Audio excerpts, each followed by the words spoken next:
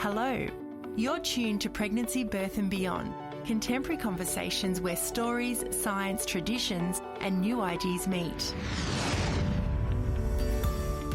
Pregnancy, Birth and Beyond. It's about family, connected parenting, celebrating your amazing body, connection with your community and finding your truth.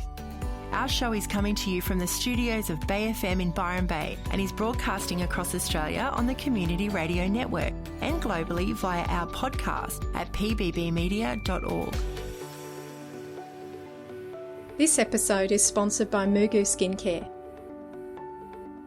Believing in your body's ability to birth your baby and trusting your body's wisdom and trusting your intuition. This is something that I find in our modern times women are not connected with. I see that a lot. Women coming into the birth space and being already full of fear and mistrust in their body's ability to birth. And that is not going to set you up in order to have that birth that you want. Hi, it's Annalee. Welcome to Pregnancy, Birth and Beyond. That was Anna the Spiritual Midwife, whom I caught up with for today's show. Anna is a midwife and childbirth educator who is passionate about helping women optimize their chances of having natural vaginal childbirth.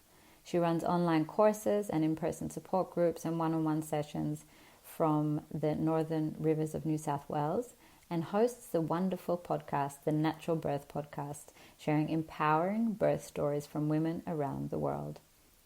In this episode, we discuss how to optimize your chances of having physiological vaginal birth. We also look at the importance of listening to positive natural birth stories during your pregnancy and what it means to change the birth narrative. Enjoy the show today. If you have any questions, get in touch with us through hello@pbbmedia.org. You can also find us on Facebook, Instagram and Twitter under PBB Media or Pregnancy, Birth and Beyond Radio. We'd love to hear from you. Hi, Anna. Thank you for joining us today on the Pregnancy, Birth and Beyond show. Thank you so much for having me. It's such a pleasure and an honor to be on your channel. What a wonderful, wonderful group of topics to be discussing today. Yeah, I think it's such an important topic. That's why, I've created all of these things like the Natural Birth Podcast and, my signature course, the Natural Birth course, to help women optimize their chances of having a natural birth, because it is decreasing and medical intervention is increasing, and the trust in birth and the trust in a woman's body seems to be decreasing, and women are more and more fearful of giving birth. And I think we need to address that and talk about it. Absolutely. So tell us, Anna, how did you get into this work? What drew you to midwifery and childbirth and supporting mothers along this fascinating and amazing journey? I've always had midwifery in the back of my mind as birth as a rite of passage and such an amazing event of a woman's life, something I'm curious about. I've been curious about it for a long time. I've been for the last over 10 years supporting women through coaching and as a yoga teacher and as a women's work facilitator. And so it became, in one way, according to me, a natural way of furthering that work, actually, to become a midwife. And especially in this area in Byron Bay, Australia, I had the opportunity to work with the Byron midwives who don't work in a hospital system, but they work in a birth center and they do home births. And so becoming a midwife in this world usually means only getting training through hospital work, but I actually got the opportunity and privilege of already as a first year attending home births and seeing so many natural births. And that's also the reason that I chose to become a midwife in this area.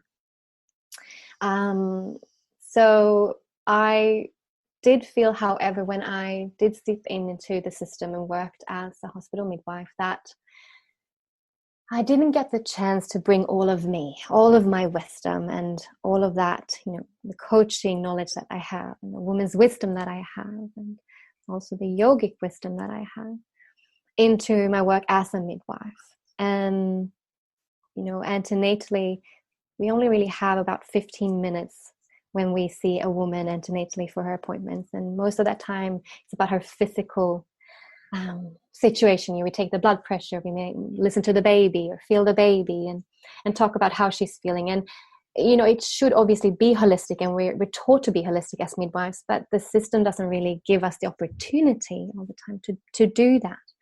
And an antenatal class in a hospital is, maybe a couple of hours for expecting parents. And I don't feel like that is enough to prepare both a woman and her partner for the enormous and beautiful and magical event and the transforming event that birth is.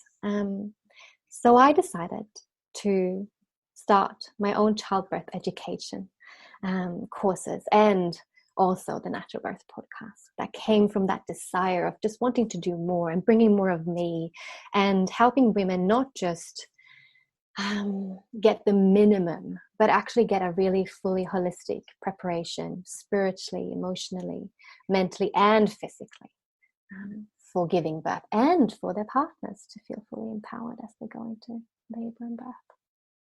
Amazing, Anna. That sounds so incredible. On the topic of natural vaginal childbirth, and this is your area of expertise, and how do we optimize this? How do we optimize our chances of having physiological childbirth? It is such a big topic, and I've filled a whole course with that. And obviously, you could mention, optimizing your physical body's readiness for labor and birth, your tissues, how to influence the baby's positioning in your womb. Obviously, understanding the stages of labor and how labor progresses and what you could potentially expect.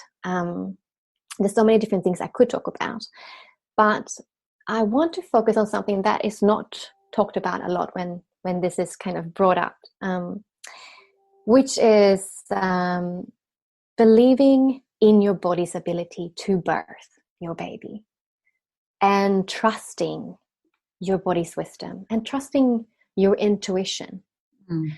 This is something that I find in our modern times women are not connected with.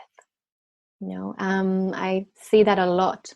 Women coming into the birth space and being already full of fear and mistrust in their body's ability to birth. And that is not going to set you up in order to have that birth that you want. So let's talk about how can you trust yourself? I think that's something that needs to be cultivated even before pregnancy. But if you're pregnant right now, there's lots of different things you can do to increase your awareness of your body and to hear your intuition more clearer, like meditation or yoga, or other forms of ways of connecting in, looking within. And I think that this is really important to do before you labor and birth, because as a woman birthing her baby, you're going to be given so many options and choices to make a decision about. Informed consent is something I know you talk about a lot on this show. And, to do that, you need to do your research and you need to use your logical mind. But I believe that you also need to listen within and listen to your intuition. And it's something that we've been ridiculed as women for centuries. And today as well, I would say most men and most women don't believe in a woman's ability to know and to intuit.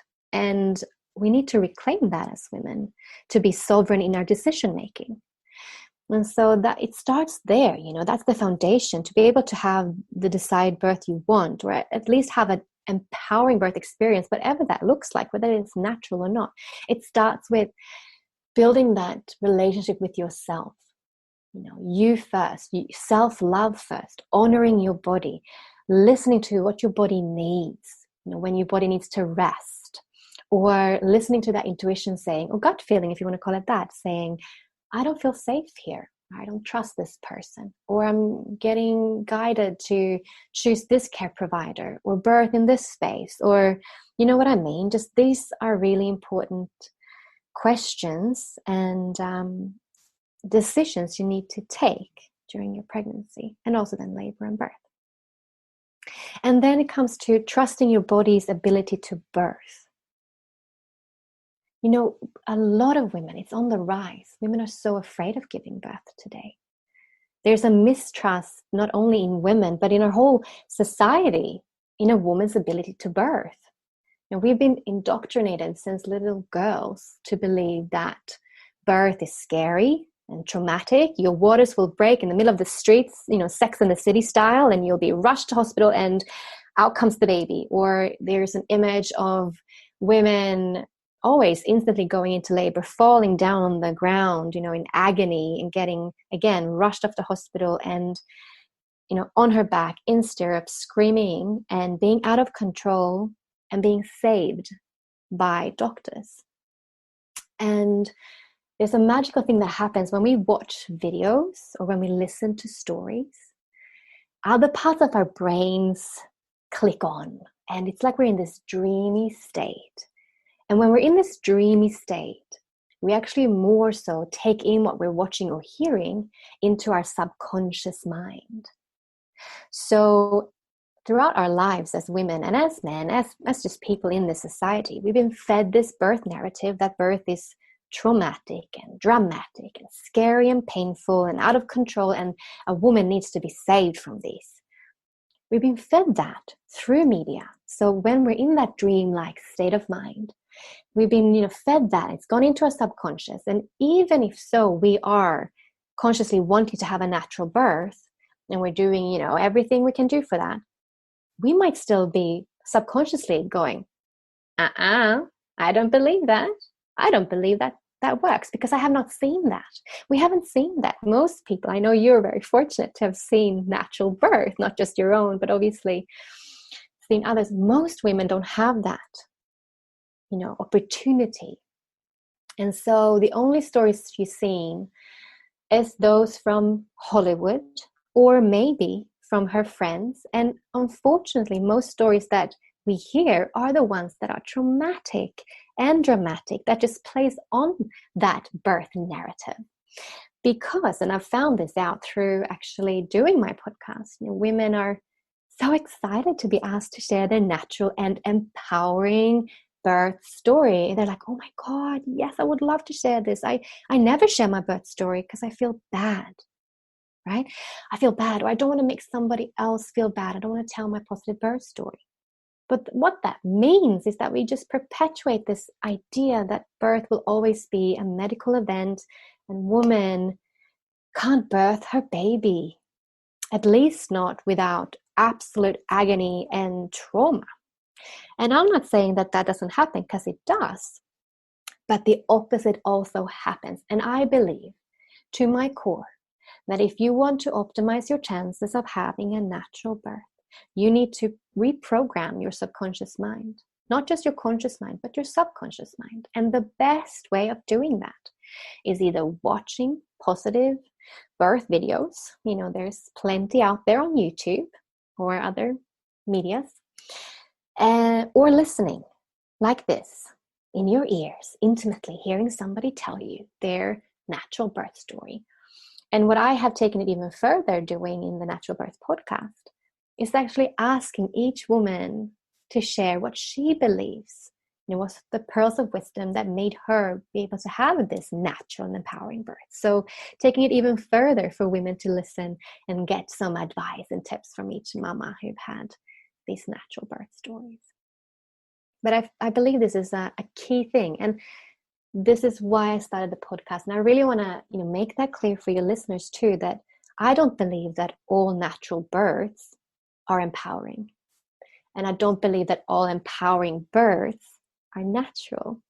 I just simply want to give a platform for these natural birth stories to be heard, and for mamas who want to reprogram their subconscious mind to have this accessible. It's for anybody to listen to at any time, anywhere. Developed by the founders for their own children, Mugu is made for issues such as cradle cap, nappy rash and eczema. Their sunscreens and washes are gentle for babies and children, using only the sort of ingredients you would use if you had the time to make them. Mugu is stocked in most pharmacies and health shops around Australia, and they ship overseas. Check out their wide range of affordable products that even include deodorant, dental care and vegan makeup at mugu.com.au. Always read the label, use as directed. Welcome back to Pregnancy, Birth and Beyond. Welcome back to us into your listening device, wherever you're tuning in from. We're with Anna, the Spiritual Midwife. Today we're discussing her approach to natural vaginal childbirth and ways for you during your pregnancy to optimize your chances of having a physiological vaginal birth. Anna, we talked a little bit about the birth narrative and the mind and beliefs that we have around that and how impactful these can be, in fact, critical in terms of the outcomes. But how about facing those fears? What are the strategies and tools and practical things that you might be able to tell us a little bit about in order for women to support themselves through their fears? First, I just want to acknowledge that to have fears around childbirth is totally normal, and I wouldn't expect anybody to not have any fears, because birth is the unknown. It's natural to fear the unknown and that which we cannot control. So I just want to acknowledge that, and that's normal, However, as a midwife, I've seen how fear can be really detrimental to the labor and birth process and to the ability to, if this is your choice, if this is what you want, to have an unmedicated birth and a birth without intervention medically. The reason is that, a little bit of fear is fine, but if fear overpowers you in labor, then it affects your hormones. It affects the whole cascades of hormones that makes labor progress, in a good pace, naturally and normally. And I've seen that happen. I've seen women being overcome by fear, and the fear then creates tension, and the tension creates more pain perception, and then that just increases the fear, and then that kind of fear, tension, pain cycle kicks off. And from that, a lot of the times, medical intervention then happens, right? And so it's really important, especially as a first-time mama, to dare to face your fears antenatally. And I can't tell you how often I see women not doing that, not daring to face their fears, some believe, that if they think about their fears or face their fears, that they'll bring their fears on, they'll make them happen, right? Or they're just avoiding it because it's just too big or too scary. But actually, number one, actually just facing your fear, actually sitting down and writing them all out, just all the small ones, the big ones, just truly, really sitting with your fears, just actually facing them, even for just yourself, takes away the power that the fear holds over you. Just that simple step. It's really important. But that from there, I suggest to my mamas, and this is a part of my course and a big part of what I really encourage all women to do, whatever kind of birth they want, and to feel empowered as they go into labor and birth, is to write down all your fears and then think about what tools or strategies can I think of, because I'm a wise woman. I have so much knowledge inside of me. I can already probably figure out a lot of different tools and strategies that I need, that I would like to see, whatever kind of outcome, my labor and birth has, and then secondly, I would say, bring that list to your partner or your support person and discuss it with them, voice it to them so they know, because they're going to be your biggest support. and tell them what you want from them if any of these fears do materialize or happen throughout your labor and birth. And then say, do they have any tools or strategies or techniques that they know of? Because they have wisdom as well. And then I would say, bring your list, the combined list of you and your support people or partners, tools and strategies and techniques. Bring the fears and that list to your care provider. If you have a continuity of care midwife, independently working, or maybe a publicly funded as well, they usually have more time antenatally to see you, more than those 15 minutes we spoke about in the hospital system. So they can really take the time to sit with you and actually explore all your fears, really go through them, and then they can put in tools and strategies in place or tell you, if this happens, what do you want to happen? We can take an example. Your baby, you might be fearing that if your baby comes out not breathing, then, me as a midwife, I would say, okay, so I would say 90% of babies will come out fine and they will breathe and they will be pink and all will be well with the baby. Around 10% might need some help, just some help to expand their lungs, and then they're fine. And then we could put in a strategy in place. You might say, I really want to have delayed cord clamping. If my baby needs some help breathing or expanding baby's lungs, how can we do that without clamping the cord? Then I might say, okay, well, we could then make sure that there's somewhere close by where we could have the oxygen ready, and we could make sure there's a flat area just next to you, and just put that strategy in place. That's one fear, right? So as a care provider, I can, do that with her, right? Then there's another fear that's pretty common. That's not, a medical emergency, but it can affect your birthing ability as a woman. And that is the fear of pooing in labor. I can't tell you how many women fear this. And obviously, it's something that we would be mortified to do any other time in our life, right? We're adults. We do not poo ourselves. But in labor and birth, and I would say this, and I do say this to all women, and in my course, I say, most women will. It's not much. It could be like a little thumbnail left, or a bit more, or you don't poo at all. But a lot of women will, and it's normal. It's natural. Most likely, your body has emptied everything out, both top and end and everything. You're clean out before you have your baby, but there might just be a little bit left. And we as midwives, we are professional pooper scoopers. We are so, we're so used to this. So for us, there's no problem. If you do that, we'll do a happy dance behind your back because we know you're soon going to have your baby. So do not fear it. And actually, please don't fear it, because we don't want you to hold back.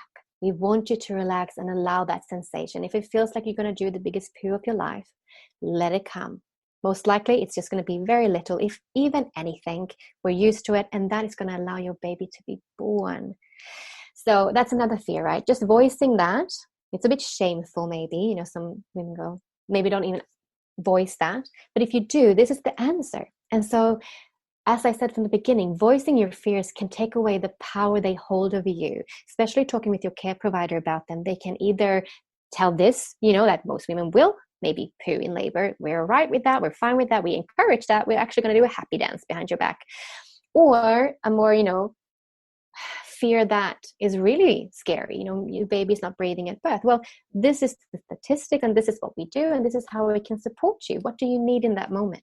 And you might have thought about that before coming to the care provider, doing what I just told you to do. So you already have some things that are really important for you in case that happens. So this is how you can take back some of the control over a situation that you just cannot control. And when you've faced your fears and you've put in tools and strategies, then you can let them go and focus on your dream birth. Visualize the birth you want. Focus on what you want to see happening throughout your labor and birth. And putting in supportive tools and strategies to optimize your different stages of labor, and comfort measures, and who should you have at your birth, your care providers, your support people, all of these other things. You can focus on that, focus on relaxing, focus on preparing yourself on so many other levels. Once you've faced your fears, this is the first thing you should do when you get pregnant, even in early pregnancy. When you're like 5-6 weeks, you found out you're pregnant, you can already then start thinking about these things. And then I would add to that to do fear releases. That's just an add, this is enough what you're doing, but if you can, doing fear releases, I offer 2 in my course. I'm sure there are plenty online that you can download and do. Find one that you resonate with that person's voice, and you can easily listen to that many times throughout your pregnancy. Because each time you do a fear release or sit with that, you might discover a new fear, and they change throughout your pregnancy as you come closer to birth. And just to not be afraid of them, but to know that facing them will actually truly help you. And that was Anna, the Spiritual Midwife. You can find out more about Anna and her work at thespiritualmidwife.net. Her podcast, the Natural Birth Podcast, can be found at anchor.fm/the Natural Birth Podcast. And I'm sure if you look it up on Google, the Natural Birth Podcast, it will be easily found. Anna's offering our listeners here at Pregnancy, Birth and Beyond a 25% discount on all her courses at thespiritualmidwife.net. Use the code EMPOWEREDBIRTH. That's EMPOWEREDBIRTH, all in caps, for accessing this wonderful discount that Anna's offering PBB listeners. Thank you so much for being with us today. Anna will go out with one of her top tips for preparing for natural physiological childbirth. It's been a pleasure being with you today. I'm Annalee for Pregnancy, Birth and Beyond. More about our work at pbbmedia.org. So Anna, thank you so much. I've really enjoyed our interview today and the conversation and all of that wonderful information you provided. It's just invaluable for our listeners. And I would love to ask you before we head off, what's your number one resource for families when it comes to childbirth and pregnancy and the early postnatal period? I would say, without a doubt, that, as going back to the first thing on my list to, optimize your chances of having a natural birth, using your feminine intuition, your body wisdom, your gut feeling, and go out and search for the course, the birth preparation course that is for you, and spend that money, spend that time, and spend that energy on truly empowering yourself with information. It is so worth it. I mean, we spend so much money and time to plan and pay for our wedding, a house, a car, so much more time, energy, and money spent on preparing for that. But most new parents, most first-time mamas, will not spend that on the most amazing event of your life, the most transformational. This is going to set you up for the rest of your life, your health, spiritual, emotional, mental, and physical health and well-being for the rest of your life and your babies. It is huge, this event. And most will not spend the time or the energy or the money. They will the most they will do, and not everyone does even that, is do the 2 hours in the hospital. That is bare minimum, bare minimum. And absolutely do that, but do on top of that. Because a course is interactive, whether it is an online course or a face-to-face course or, one-on-one session with somebody that is, a childbirth educator. You will get so much invaluable information that will make you feel so just safe and secure and ready to go into labor and birth. You'll know what you could expect in, labor approaching, or the early signs, or early labor, and how is active labor going to play out? What is transition? How do I optimize my labor and birth process? There's so many things this childbirth educator can do for you that you will not get from those 2 hours in the hospital, and definitely not get if you don't even do that. Take it seriously. Take this seriously. This is truly a rite of passage.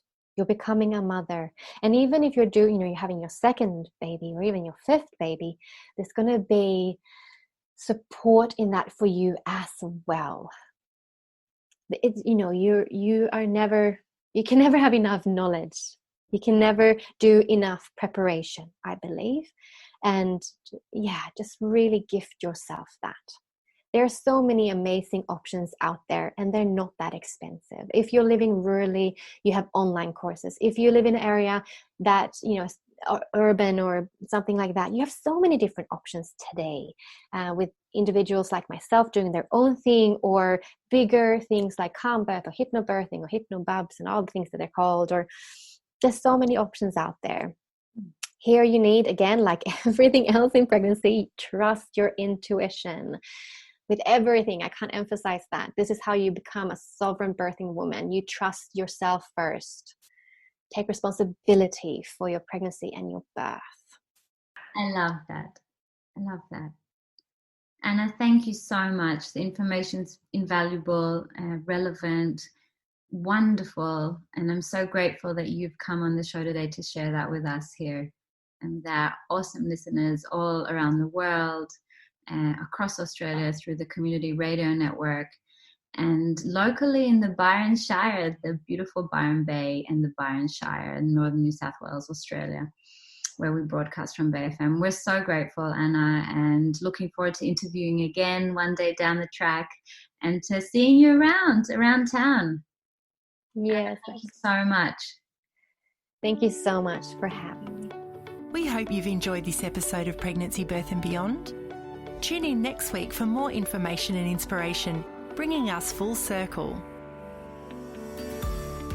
You can find our show on iTunes, Spreaker, the usual social media under Pregnancy, Birth and Beyond, and our website at pbbmedia.org.